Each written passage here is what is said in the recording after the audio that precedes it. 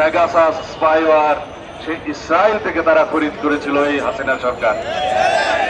যেখানেই হাসিনা আশ্রয় নিন না কেন, বাংলাদেশের মানুষ সারা জীবন এই আওয়ামী ফেসিবাদী ইসলাম বিদ্বেষী এই আওয়ামী লীগের বিরুদ্ধে এই ধিক্কার জানিয়েই যাবে যে তারা মুসলিম বিদ্বেষী, ইসলাম বিদ্বেষী, আলেম বিদ্বেষী, সারা পৃথিবীতে ইসরায়েল পন্থীদের সমর্থক ছিল।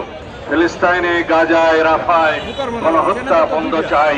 ইসরায়েলের সমস্ত পণ্য আমরা বর্জন করব, তার মানে এই না যে আমরা কোনো ব্যবসায়িক প্রতিষ্ঠানে হামলা করব। গতকালকে বাংলাদেশে কিছু স্থাপনায় হামলা হয়েছে, আমরা তার নিন্দা জানাই এবং এখানে আমরা বলতে চাই সরকারের ব্যর্থতা এখানে লক্ষণীয়, আইন শৃঙ্খলা বাহিনীর ব্যর্থতা এখানে লক্ষণীয়।